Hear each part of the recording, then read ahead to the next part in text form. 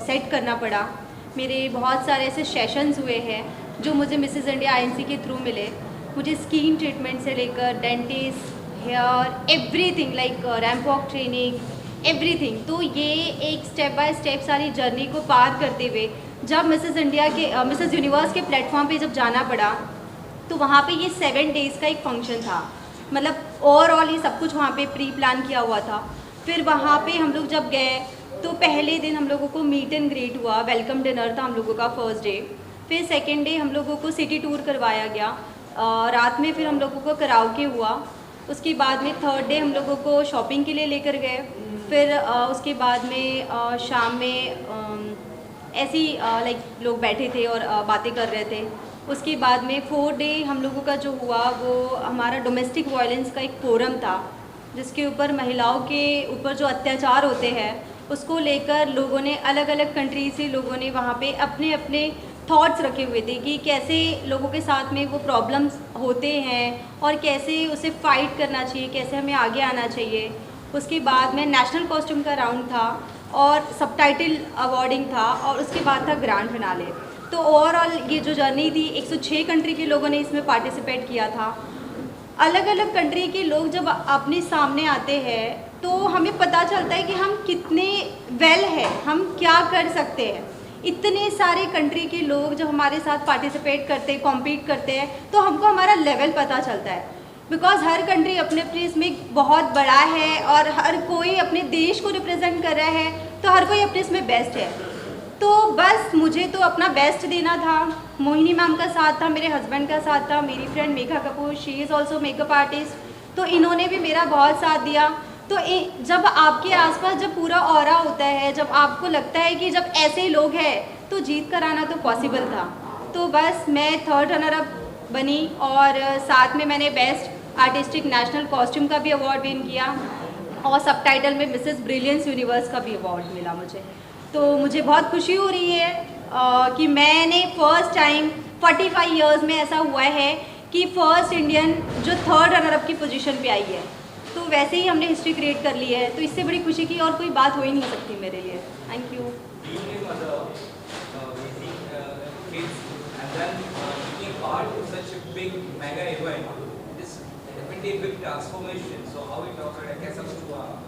Yes yes, actually मेरा एक बेटा है 7 ईयर का। तो एक्चुअली उसने ही मुझे इसके लिए बहुत ये किया है कि मम्मा वो मतलब ऐसे लोगों को बोलता था कि मेरी मम्मा तो प्रिंसेस है। तो एक दिन ऐसे ही हुआ कि बाजू की हमारी एक आंटी आई और वो मुझे देखने लगे, तो बोले कि आपका बेटा बोल रहा है कि मेरी मम्मा प्रिंसेस दिख रही है, आप चलो प्रिंसेस को देखने के लिए। तो वो आए, उन्होंने मुझे देखा, तो उन्होंने मेरे बेटे को कहा जब वो 2 साल का था कि हाँ वाकई आपकी मम्मा तो प्रिंसेस है। तो फिर उसे ऐसा लगा कि मम्मा प्रिंसेस तो क्राउन पहनती है, मतलब आजकल के बच्चे तो इतने स्मार्ट है कि उनको सब कुछ समझ में आता है। तो ये सेड कि मम्मा प्रिंसेस तो क्राउन पहनती है, तो आप क्राउन पहनो। तो मैंने कहा बेटा क्राउन ऐसे नहीं पहना जाता है, क्राउन के लिए ना प्रॉपर एक स्टेप होती है कि आपको एक पेजेंट करना होता है, उसमें आपको क्राउनिंग किया जाता है, तो आपको उसकी वैल्यू तब ज़्यादा अच्छे से समझ में आती है। तो उसने मुझे बहुत ये किया, पोक किया, मम्मा आप जाओ, आप करो। तो एक 2 साल का बच्चा जो अपनी मम्मी को इन सब चीज़ों के लिए इंस्पायर करता है, तो ऑब्वियस है कि आपको एक लगता है कि एक स्टेप पे कि हाँ हमने ये करना चाहिए। तो बस उसने मुझे पोक किया, मेरे फैमिली वालों ने सपोर्ट किया। मेरी एक डॉटर भी है 3 साल की।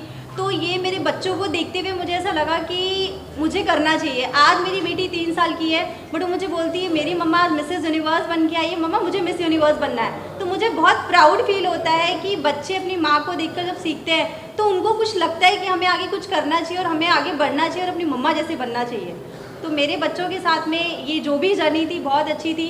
बच्चों को छोड़कर जाना इतना आसान नहीं होता है, लेकिन अगर घर में आपके सपोर्ट है तो डेफिनेटली आप ये सब चीज़ें कर सकते हो और ये चीज़ें बहुत इजी हो जाती है। और साथ में पति का साथ होना सबसे इम्पॉर्टेंट होता है। अगर आपका हस्बैंड आपका बैकबोन नहीं हो सकता तो आपके लिए शायद थोड़ा मुश्किल हो सकता है, बट पति का सपोर्ट और फैमिली का सपोर्ट, बच्चों का सपोर्ट, बहनों का सपोर्ट, इन सपोर्ट की वजह से शायद मैं ये खिताब जीत कर आ पाई हूँ। आपका बहुत स्वागत है। ये जानना चाहूँगा you are the backbone, like पूरा इवेंट ऑर्गेनाइज करना इतना बड़ा, वो भी इंडिया के बाहर, हाउ इज इट पॉसिबल, किस तरह से पॉसिबल और कितना मुश्किल है? सबसे पहले तो आप सभी का मैं स्वागत करती हूँ। थैंक यू, आप सभी समय निकाल के यहाँ पर आए। और बैकबोन, रीढ़ की हड्डी जो बोली जाती है उसके पीछे एक कारण होता है, वो एक सबसे बड़ा सपोर्ट होता है। कोई इवेंट बोलो या कोई डेलीगेट बोलो या कोई टीम मेंबर बोलो, तो वो मेरा रोल है। और जहाँ तक बात इंटरनेशनल जाकर काम करने की है, अगर आपने मेरा इंट्रोडक्शन सुना होगा तो मैंने मेरी मैनेजमेंट की पढ़ाई लंदन से ही की थी। तो इंटरनेशनल जाना मेरे लिए एक्सपोजर लेना ही है, मेरे लिए ज़्यादा बड़ा चैलेंज नहीं होता। चैलेंज होता है कि वो कंपटीशन को एज ए इंडियन फेस करना, क्योंकि जैसे कि जोया ने कहा 106 कंट्रीज़ ऐसे कंपटीशन में पार्ट लेती है। वहाँ पर हमें इंडिया का झंडा लहराना ही है, इंडिया को गर्व महसूस करवाना है। ऐसा एक भी गलती से कोई कदम नहीं उठाना है जहाँ पर हमारी आंखें झुक जाए या फिर भारत का नाम वो हो जाए, ख़राब हो जाए। तो उसी जद्दोजहद में हम लगते हैं। शायद जो हमारे इंटेंशन रहते हैं, ठीक है, पर्सनल इंटेंशन तो रहते ही हैं कि हाँ हमें क्राउन जीतना है, हमें टाइटल लाना है, पर उससे बड़ा जो हमारा इंटेंशन है वो है भारत का नाम रोशन करने का। शायद ये जो इंटेंशन है, ये जो देशभक्ति की भावना है, ये हमसे सारे चैलेंजेस ईजिली पार करवा देती है। तो हाँ, ऐसे हो जाता है। कितना चैलेंज था, किस तरह तैयारी की आपने जर्नी के बारे में थोड़ा बताइए, कैसे शुरुआत से जी हाँ, मैंने अभी बताया आप लोगों को कि ये बहुत चैलेंजिंग था, बिकॉज 106 कंट्री के लोग अगर पार्टिसिपेट कर रहे हैं तो ऑफकोर्स हर कोई जीतने के लिए आया हुआ है, हर कोई अपने देश के लिए मतलब ट्रॉफी लेके जाना है, हर किसी को क्राउन चाहिए, हर किसी को शैश चाहिए, तो हर कोई अपने आप में बेस्ट था। तो ये बहुत बड़ा चैलेंज था, बिकॉज हर देश का अपना नेशनल कॉस्ट्यूम था और हर कोई अपने आप में खूबसूरत दिख रहा था। बट वो तो जजेस के ऊपर होता है कि आपने कैसे उसे कैरी किया है, आप उसे कैसे, आप उसके साथ में उसके पीछे की स्टोरी क्या है, तो ये सब चीज़ें देखकर ही वो चीज़ें डिसाइड होती है। तो मैंने अभी जैसे ही आप लोगों को बताया है कि ये एक लाइक 7 डेज़ का एक फंक्शन होता है जिसमें सारा सब कुछ करवाया जाता है, नेशनल कॉस्ट्यूम एंड ऑल, सारे राउंड्स होते हैं, सबटाइटल अवॉर्डिंग, डोमेस्टिक फोरम। तो मैं आपको एक चीज़ और बताना चाहूँगी, डोमेस्टिक फोरम इट्स लाइक कि जैसे घरेलू हिंसा के ऊपर जैसे बात करते हैं, हर कोई इस पे बात करने के लिए कतराता है, लेकिन वहाँ पे ये जो हमको स्टेज मिला था डोमेस्टिक वायलेंस के लिए, तो ये बहुत बड़ा स्टेज था। बिकॉज मुझे ऐसा लगता है जो मैंने किया था मेरा था सेल्फ डिफेंस। तो मुझे ऐसा लगता है कि आने वाली हर पीढ़ी ने अपने बच्चों को सेल्फ डिफेंस सिखाना चाहिए। तो मुझे ऐसा लगता है कि शायद मेरा ये जो ये था एक मेरा जो टॉपिक था, ये सबसे अलग था, बिकॉज हर कोई अपने बारे में बता रहा है, अपने घर के बारे में बता रहा है, अपने पति के बारे में बता रहा है, अपने फादर के बारे में बता रहा है, कोई आस पड़ोस के लोगों के बारे में बता रहा है, बट ये कोई नहीं बताना चाहता कि इसका सोल्यूशन क्या है। तो मुझे ऐसा लगता है कि इसके लिए सबसे बड़ा जो सोल्यूशन है वो है सेल्फ डिफेंस का। तो मुझे ऐसा लगता है कि बच्चों को, आने वाले अपनी पीढ़ी को, हर माँ बाप ने अपने बच्चों का सेल्फ डिफेंस की एजुकेशन देना ही चाहिए, सेल्फ डिफेंस उन्हें सिखाना ही चाहिए। तो बस मेरा भी कुछ ये भी था, तो शायद जजेस को हो सकता है वो चीज़ें अच्छी लगी होगी। तो बस मैंने ये सब किया, ये जर्नी बहुत अच्छी थी मेरी ओवरऑल, और बाकी तो आप लोगों के सामने मैं बैठी हूँ। आपसे ये जानना चाहूँगा, आपने इंडिया का नाम इंटरनेशनल प्लेटफॉर्म पे काफ़ी गौरवान्वित किया है, इससे पहले भी आपने काफ़ी कुछ किया है, आप एक ट्रेंडसेटर बनती जा रही है, कितना कुछ प्राउड फील होता है ऐसे इंटरनेशनल लेवल पर लेकर जाना है, इंडिया का नाम करना। मतलब बोलते हैं ना कि ज़िंदगी सफल हो गई ऐसा महसूस होता है। 2016 में जब मैंने मिसेस इंडिया में पार्ट लिया था, तब तो मैं मिसेस वर्ल्ड का क्राउन जीतकर इंडिया में नहीं ला पाई थी, पर मेरा सफ़र, मेरी जर्नी तभी ही शुरू हो गई थी। 2016 से मेरी मेहनत जारी थी और हर दिन मेरी यही कोशिश थी कि इंटरनेशनल क्राउन इंडिया में आना चाहिए। इसलिए नहीं क्योंकि मेरी ज़िद थी, पर इसलिए क्योंकि मुझे पता था कि भारत में हर वो खासियत है, हर वो कैपेबिलिटी है कि भारत हर एक ताज पहन सकता है। वहीं से मेरा सफ़र शुरू हुआ। नवदीप कौल जब मिसेस वर्ल्ड गई थी, तब नवदीप कौल ने बेस्ट नेशनल कॉस्ट्यूम का अवार्ड जीता। उसके बाद चाहत दलाल जब मिसेस गैलेक्सी के लिए गई, तो चाहत दलाल हमारा मेन विनर मिसेस गैलेक्सी का क्राउन जीत कर आई, जो पहली बार इंडिया को मिला। सरगम कौशल गई, सरगम कौशल ने भी मिसेस वर्ल्ड का क्राउन जीता। और आप सभी आए थे, आप हर बार आए थे, और आज जब जोया मिसेस यूनिवर्स का 3rd रनर अप का क्राउन जीत कर आई है, फिर से आप आए हो, हमें सहारने आए हो, हमारा स्वागत करने आए हो। तो आप लोगों का सपोर्ट भी बहुत अच्छा लगता है, बहुत मेजर रोल प्ले करता है। बस आगे कामना है कि हम इसी तरीके से जो सीढ़ियां हैं वो ऊपर ऊपर और ऊपर चढ़ते जाएं और बड़े बड़े और क्राउन इंडिया में लाएं। आप किस नज़र से देखते हैं जो अचीवमेंट है मेरे लिए ज़ोया की अचीवमेंट बहुत ही अलग अचीवमेंट है, क्योंकि मैंने अभी काफ़ी विनर्स का नाम लिया है। सब विनर्स या तो दिल्ली से रही हैं या तो बॉम्बे से रही हैं। ज़ोया नागपुर की है, तो हमारे लिए स्मॉल टाउन, मैं उसको स्मॉल टाउन गर्ल बोलूँगी, जैसे हम MC स्टैन को बी टाउन बोलते हैं, तो ये हमारे लिए स्मॉल टाउन है। ये देखने जाए तो एक माइनॉरिटी कम्युनिटी से भी हैं। ये इनके फैमिली में या इनके कम्युनिटी में अलग तरीके के रेस्ट्रिक्शंस होते हैं। ऊपर से 2 बच्चे संभालना, घर बार संभालना, वो एक बिजनेस वुमन भी है एट द सेम टाइम। तो इतनी सारी रिस्पॉन्सिबिलिटीज़ के साथ इन्होंने जितना उम्दा परफॉर्मेंस वो स्टेज पे दिया है, मैं ज़ोया से सीखती हूँ। मेरे लिए काफ़ी सारी चीज़ें होती हैं जो मैं इनसे सीखती हूँ। इनमें धैर्य बहुत है, इनमें पेशेंस बहुत है, बहुत ज़्यादा फेथ है फ्यूचर को लेके, बहुत पॉजिटिव हैं। तो ये इनकी अपनी क्वालिटीज़ हैं। ये मेरा नज़रिया है ज़ोया के लिए। जी, जिस पैदल पे आप हैं, क्या उस पैदल से आप खुश हैं और नेक्स्ट आपकी क्या तैयारी है? जी हाँ, मैं बहुत खुश हूँ बिकॉज मिसेस यूनिवर्स में क्राइटेरिया होता है कि वो 5 विनर्स होते हैं। तो चाहे आप विनर हो, चाहे आप 3rd रनर हो, वो सब कुछ सेम है। और मुझे ऐसा लगता है कि मैं अकेली इंडियन हूँ जिसने 4 टाइटल इंडिया के लिए लेकर आई हूँ। तो मेरे लिए इससे बड़ी सक्सेस की कोई बात ही नहीं हो सकती। और रही बात मेरे फ्यूचर की, तो मेरा फ्यूचर ऐसा है कि मेरा एक कारा फाउंडेशन है। मैं एक फाउंडेशन की ओनर हूँ। मैं मेरा फाउंडेशन चलाती हूँ जिसमें मैं malnourish kids, underprivilege kids और उसके बाद में विडोज़ के लिए मैं वर्क करती हूँ। साथ ही मैं ओल्ड एज पीपल के लिए वर्क करती हूँ। तो मुझे ऐसा लगता है कि यही काम है जो मैं आगे करना चाहती हूँ। मेरा बहुत जल्दी मेरा प्रोडक्शन हाउस लॉन्च होने वाला है जिसमें मैं एल्बम सॉन्ग्स वगैरह बनाना चाहती हूँ। मैं ऑलरेडी मेरा एक मीडिया है, मेरा INVCN न्यूज़ चैनल है जिसकी मैं डायरेक्टर हूँ। और हम लोगों का खुद का नागपुर मेट्रो समाचार न्यूज़पेपर चलता है। बस यही मेरे मोटोज हैं। आप इंटरनेशनल पे परफॉर्म कर रहे हैं, आज बड़ी खुशी की बात है, ऑस्कर जो है इंडिया में आ रहा है, तो इसके लिए कोई फिल्म बनाएंगे, ऐसा कुछ करेंगे जो एक और अवार्ड लाए?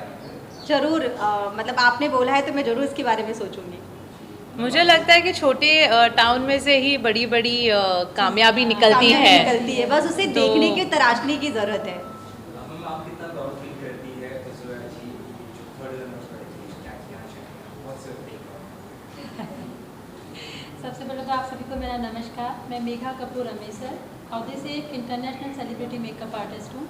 आज तक बहुत सारी सेलिब्रिटियों को मेकअप दिया है लाइफ में, करीबन 25 से 30 सेलिब्रिटियाँ, महिमा चौधरी, काफ़ी ऐसी बड़ी बिग सेलिब्रिटीज़ को मेकअप दिया, करिश्मा तन्ना, बहुत सारी हैं। पर जो प्राउड की बात बोले तो जब इंडिया के लिए आता है ना, जब इंडिया के लिए जाना है हमको कुछ करने के लिए, तो मुझे ऐसे लगा कि जब मैंने इनको काम दिया, हमने सोचा था कि होगा कुछ, जो भी होगा अच्छा होगा, क्योंकि हर कोई जीतने ही आया था वहाँ पे, हर किसी को ताज चाहिए था। जब हम इनको काम दे रहे थे तो मुझे ऐसे लग रहा था सारी फॉरेन कंट्रीज़ की एक से एक बहुत खूबसूरत सी वहाँ पे आई थी। और हमारा जो इंडिया का जब मैं स्किन देख रही थी ना, तो मैंने बोला नहीं, एक कलर में चेंज नहीं कर सकती। फॉरेन कंट्री के कलर को देख के अगर मैं मेरे इंडिया के कलर को चेंज कर दूंगी तो कहीं ना कहीं मैं नुकसान में चली जाऊंगी। मैंने बोला नहीं मेघा, आप इस 27 साल का जो अनुभव है आज आपको वो यहाँ पे चलाना है। तो हमने इंडिया की स्किन को बिल्कुल भी कुछ भी गोरा नहीं दिखाया। गोरा नहीं दिखाया। हाँ। जो डस्की स्किन है, जो नेचुरल कलर है, उनको एज इट इज रखा। तो जब वो 25 में शायद खड़ी थी, अलग ही दिख रही थी ज़ोया। 25 जब टॉप वहाँ पे आ गए, उनमें से सिर्फ ये आप जूम करके देखिएगा, उसमें सिर्फ ये अकेली एक बहुत खूबसूरत सी, एकदम ऐसा लग रहा है कि भारत माता खड़ी है। टॉप 5 में भी, जब टॉप 5 5 का भी नाम लिया तब ज़ोया अलग ही दिख रही थी। उसका स्किन कलर, क्योंकि सब बहुत ऐसे गोरी गोरी दिख रही थी, ज़ोया अलग से ही दिख रही थी हमें। बहुत खुशी हुई इनको काम देने में। और जब हिंदुस्तान का झंडा हमने लहराया हम तीनों ने, तो सर शब्द नहीं है। जो लोग आपको देख रहे हैं अभी, मिसेस हो या मिस हो, और क्या कुछ मैसेज रहेगा उनके लिए जो कुछ मैं इनसे करना चाहते हैं पता चल रहा है? आप बोलो, तुम बोलो। नहीं, आप लोगों को बोलो। मैं यही कहूँगी मैं भी बोलूँगी कि मैं हमेशा यही मैसेज देती हूँ कि मैं भी एक बहुत ही नॉर्मल मिडिल क्लास लड़की थी और ज़ोया भी एक बहुत ही नॉर्मल मिडिल क्लास लड़की थी। जैसे आपके घर पे है, जैसे आप हो, जैसे आपकी पड़ोसी है, हम वैसी ही हैं। पर बस हमने हिम्मत नहीं हारी, हमने अपने सपनों पर पूरा भरोसा रखा और हर एक दिन अपने सपनों की तरफ एक छोटा कदम ही सही लिया और इस वजह से हम यहाँ तक पहुँचे हैं। बस यही कहूँगी कि अपने सपनों पर पूरा भरोसा रखना चाहिए, खुद पे पूरा भरोसा रखना है और आप वहाँ पहुँच सकते हो जहाँ आप पहुँचना चाहते हो। हाँ, मैं आपको कुछ बताना चाहूँगी। जैसे आपने पूछा है कि आपको मिस एंड मिसेस के लिए कोई एक मैसेज देना है, तो मैं अपनी ही एक स्टोरी बताती हूँ कि मैं जब छोटी थी मेरी मदर को 4 बच्चे थे, तो 3 बच्चे मेरी मम्मा के ख़त्म हो गए। मेरे 2 जो भाई बहन थे वो बचपन में चले गए। उसके बाद जो बड़ा भाई था मेरा वो 30 ईयर्स की एज में चला गया, यानी आज उसको 7 ईयर्स हो गए। तो मैं जब मेरी मम्मा जब प्रेग्नेंट हुई तो मेरी मम्मा ने सोचा कि मेरे पापा थोड़े से अल्कोहलिक थे, तो मेरे पापा को ऐसा लगा, मम्मा को ऐसा लगा कि शायद मेरे पापा हमारी परवरिश नहीं कर पाएंगे। तो मेरी मम्मा को लगा कि मैं अबॉर्ट कर लेती हूँ। मेरी मम्मा 3 बार मुझे अबॉर्ट करने गई, लेकिन नहीं हुआ।